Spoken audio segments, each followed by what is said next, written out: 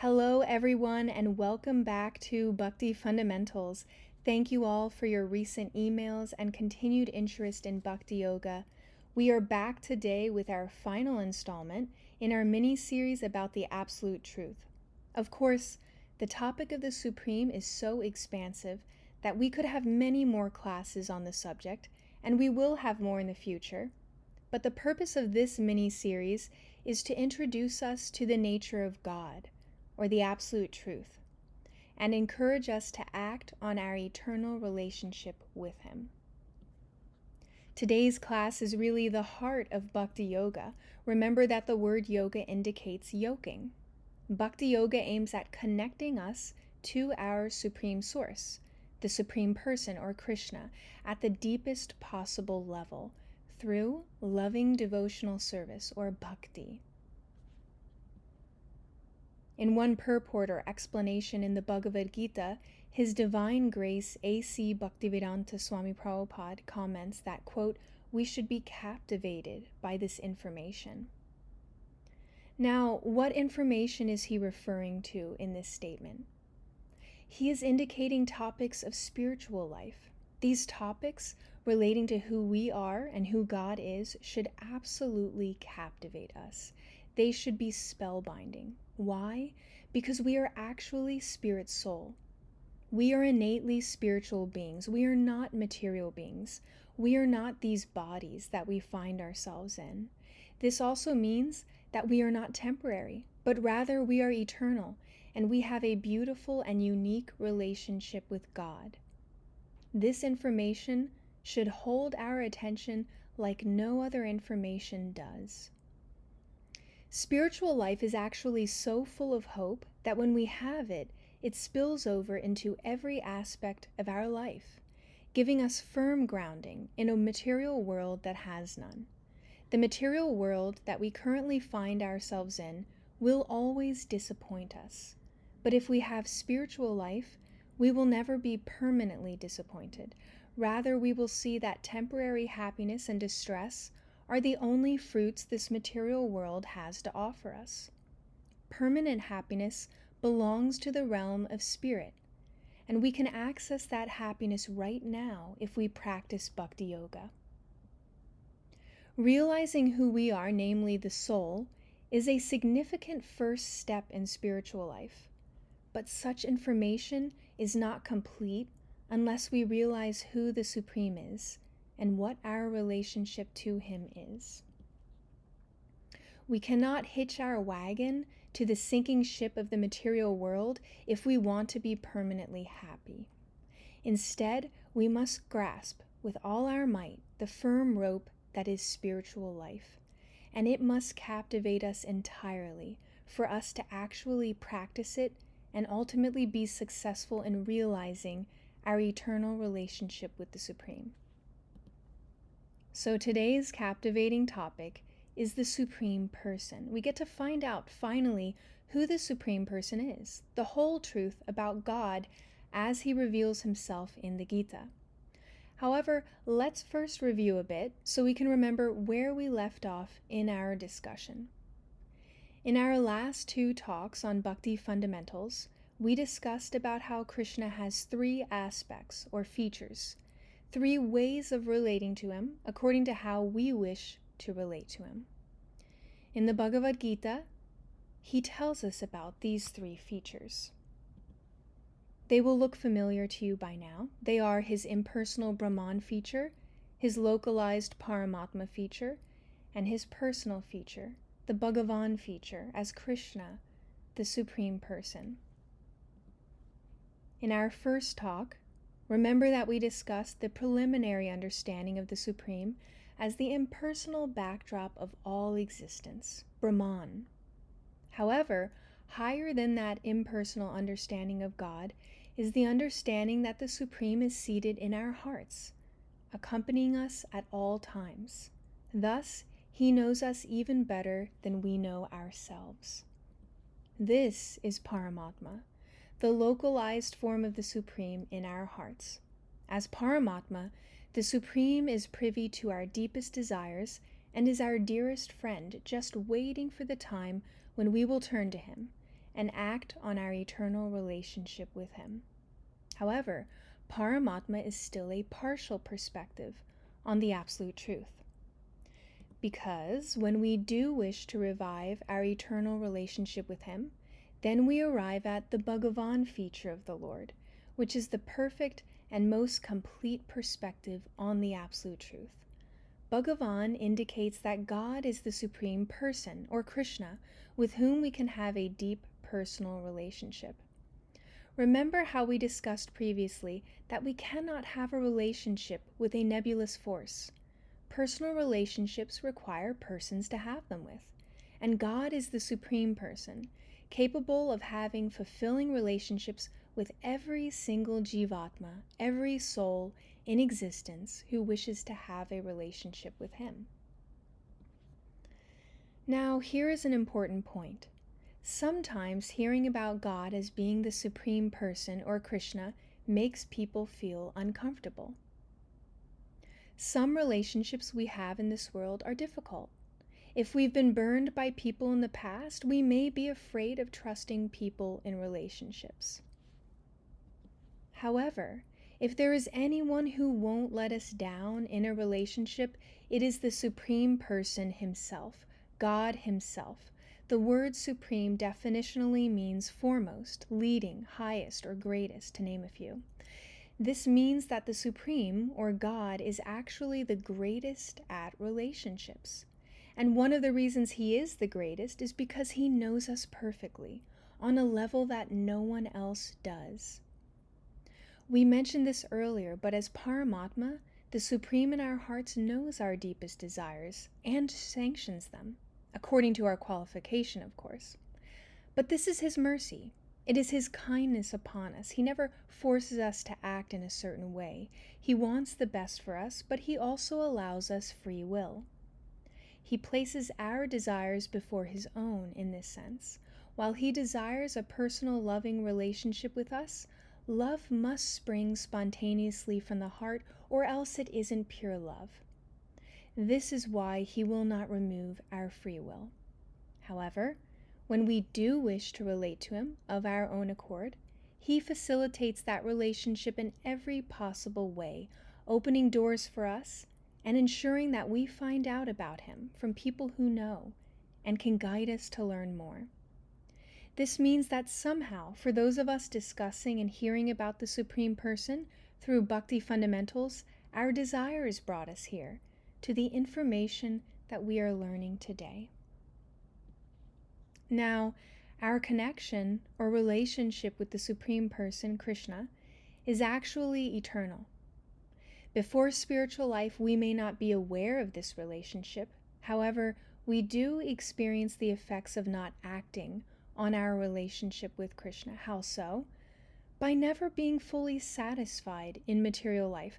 No matter how much we have in our lives, we always find ourselves wanting something else, a new thing, a new hobby, a new relationship, and we think those things will make us permanently happy. Instead, we find that these material things only bring us temporary happiness. In other words, we are actually craving connection with the Supreme Person our whole lives, whether we know it or not. We may try to fill in that missing relationship in our lives with so many material things, but nothing will fully satisfy us unless we act on that eternal relationship that exists between us and the Supreme Person, or Krishna. So now let us discuss that Supreme Person, or Bhagavan, in more detail. Bhagavan is a name for Krishna, indicating that Krishna is the owner and source of all opulences or qualities in full. This is an important point because it means that far from being impersonal and qualityless, God is actually the Supreme Person replete with qualities. We are all unique individuals, jivas, souls, with our own personal characteristics and traits, and our personalities derive from the ultimate personality, the Supreme Personality. We learned in our class on the nature of the self, or jiva tattva, that consciousness is the symptom of the soul. Wherever there is consciousness, there is the presence of the soul. Thus, animals, for instance, are also jivas. They are also souls. And the inevitable feature of consciousness is personality. Have you ever seen something conscious that does not have personality? Think about your pets, family members, and friends. These conscious beings all have personalities. Even plants have preferences. They grow better when listening to certain kinds of music, for instance. So our conscious source must also have personality. How can our source lack what we have? In our first class in this mini-series, we discussed about how people sometimes think that the Supreme is just a force, Brahman, behind existence. But this understanding would relegate the Supreme to something less than us, because we would have something, namely personal attributes, form, and personality, that he doesn't have. In reality, the Supreme is not just a force, but he is the Supreme Person who has force, which means that he has diverse potencies or energies. For instance, the material world is one of his energies. And this also means that whatever qualities we possess in finite form are possessed by the Supreme in infinite form. He has all wealth, all beauty, all strength, all fame, all knowledge, all renunciation. He has these 6 primary opulences in full. And this is what is meant by the term Bhagavan, one who is full of all opulences. And just who is the one who is full of all opulences? That is Krishna, the Supreme Person. Just as you and I have personal names, so does the Supreme. Sometimes we fall into the trap of thinking that God does not have a name, or that his name should not be spoken. But just as we have names, and like our names to be spoken by other persons, so does the Supreme Person, or Krishna. The name Krishna is non-sectarian and means all attractive. Krishna ultimately attracts every single jiva, all living entities, with his supreme beauty. We see people in this world of both genders who are attractive to varying degrees, and so why shouldn't God himself be supremely attractive? It turns out that he is, and his name, Krishna, refers to this quality of his being the most beautiful being in all existence. He is supremely attractive. And we meet this Supreme Person in the Gita. We hear Krishna himself speaking in conversation with Arjuna, giving Arjuna helpful advice for navigating a very difficult situation in Arjuna's life, a fratricidal war, a war between family members. If we think back, we can all recall having disputes with family members, right? And Arjuna was facing a similar situation in the Gita on a grander scale. But this is what makes the advice we hear in the Gita so relevant to our lives today. While it's an ancient conversation spoken 5,000 years ago, it is ever fresh. Now, in the course of this conversation in the Gita, we learn 2 very significant points relevant to this class. The first, which is the theme of our class today, is that Krishna is the Supreme Person, the Supreme Lord, from whom all things emanate. In chapter 10, verse 8 of the Gita, Krishna declares, "I am the source of all spiritual and material worlds. Everything emanates from me. The wise who know this perfectly engage in my devotional service, or Bhakti Yoga, and worship me with all their hearts." This verse is actually only one of many verses in which Krishna states that he is the Supreme Lord. And the second significant point for us today is that Krishna refers to Arjuna as his very dear friend in the Gita. Now, what is significant about this second point? Well, it means that we also can have a close personal relationship with Krishna. In fact, remember that we already do have one with him. So it's just a matter of our becoming conscious of that relationship and uncovering it through the processes of Bhakti Yoga, which is what Krishna recommends for us to do in the Gita. This is why Krishna spoke the Gita. He wanted us to overhear his conversation with Arjuna and to follow Arjuna's example. At the end of the Gita, Arjuna firmly decides to practice Bhakti Yoga, to act in devotional service to Krishna. And through the conversation of the Gita, Krishna is also urging us to start the process of connecting back to him through bhakti, through loving devotional service rendered to him. If we do this, we will experience all of the spiritual happiness that comes with having a fulfilling spiritual relationship with Krishna, the Supreme Person, the Supreme Absolute Truth. And this is the significance of knowing about God as Bhagavan, as the Supreme Person. When we know that God is the Supreme Person with whom we have an eternal relationship, then we can start acting on that relationship and experience the bliss that comes along with that. To this very point, when we come to realize God as Bhagavan, the Supreme Person, or Krishna, then we have realization of the Sat, Chit, and Ananda, which means happiness aspects, in the form of the Supreme Personality of Godhead. Recall back that when someone in the beginning of spiritual life realizes God as Brahman, the substratum of all existence, they realize the Sat, or eternal aspect of God. And when someone proceeds further in spiritual life, they realize God as Paramatma, who is not only seated in our hearts and knows all of our desires, but also pervades every atom in existence.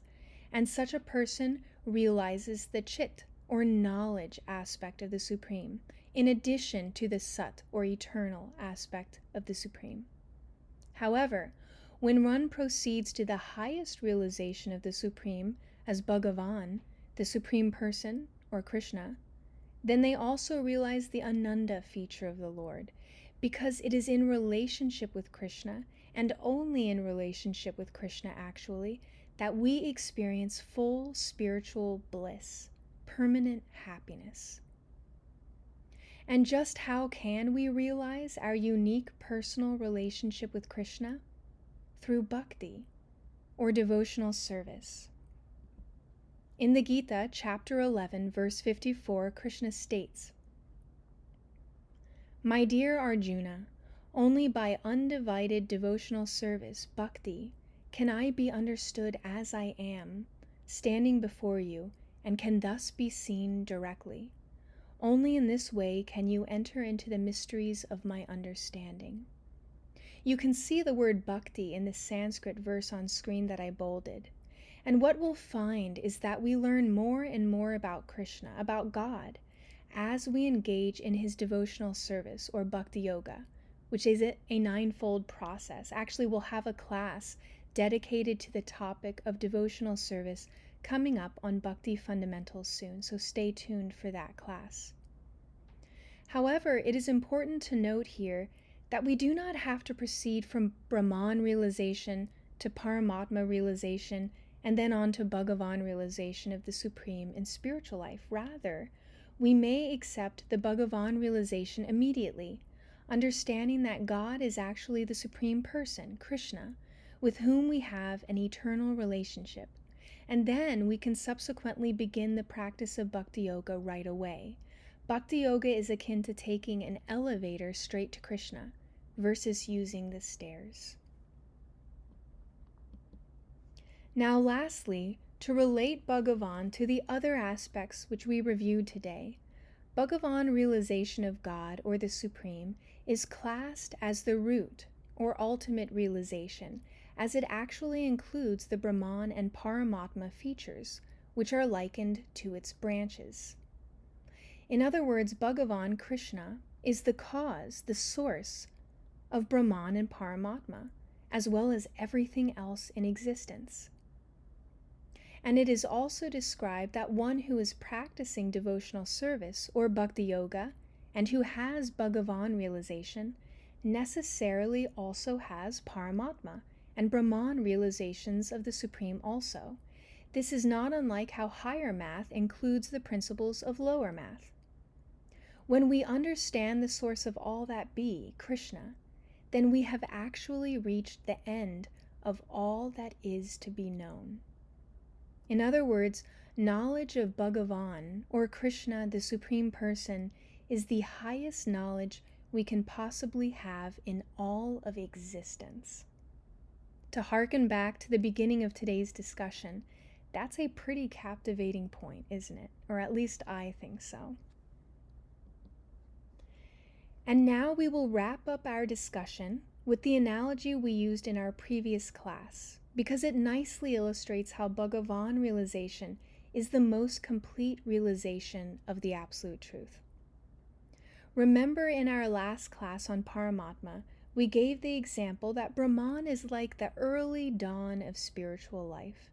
At early dawn, most of the world is still shrouded in darkness, but the sun is starting to rise. And then we use the example that Paramatma realization of God as the localized form of the Supreme in our hearts is akin to seeing something in the corner of our eye and turning just in time to see that blurry object on the periphery of our vision was actually a person, just now disappearing from view behind a corner. Well, now we can extend the analogy further. The Bhagavan understanding of the Supreme is the full or direct perception of the Supreme. Bhagavan realization is analogous to when we run after the person we saw from the corner of our eye, put on our glasses, and see exactly what the person looks like, who they are, their face, their eye and hair color, their smile. And of course, being face to face with the person means that we can interact with them on a personal level. For instance, if we don't know who they are, we probably start by asking for their name. And when we get into conversation with them, we get to know more of their personal attributes, their likes and dislikes, their kind of humor, etc. This is the personal level at which we can also know God if we undertake the process He recommends for reaching Him, which is Bhakti Yoga, loving devotional service rendered to Him. In the Gita, we learn about God from God Himself. A.C. Bhaktivedanta Swami Prabhupada, whose Gita purports we study, would often comment that in Bhakti Yoga we learn God's name, Krishna, His address, the spiritual world, His activities, which are described in the Gita and in other scriptures such as the Srimad Bhagavatam. And we learn about the process, namely Bhakti Yoga, which will enable us to reach God on a personal level, on the highest level. Of course, included in the process for reaching Krishna is chanting the Maha Mantra. And chanting the Maha Mantra, which is shown up there on screen, is akin to dialing the Supreme on His personal cell phone and having Him actually pick up. It is such a potent process for connecting us to the Supreme, because the mantra is itself comprised of names of the Supreme. We'll have additional classes on chanting the Maha Mantra coming up as well. But these details about God that we learn today, they're all ones that Krishna Himself provides. Why? So that we can act on our personal relationship with Him, so that we can bring Him into our lives in a way that renders them truly meaningful and fulfilled, completely fulfilled, with nothing at all lacking. Regardless of how ordinary our lives may seem, Krishna wants to be part of them. Now, just how do we bring the Supreme Person, Krishna, into our everyday, ordinary lives? This logical next question is the topic of our next series of classes, so stay tuned for our upcoming series, and remember to send in any questions you have regarding our mini-series on the Absolute Truth, so that we can address them in our question and answer sessions. Meanwhile, thank you for listening to our discussion today, and we'll see you next time on Bhakti Fundamentals.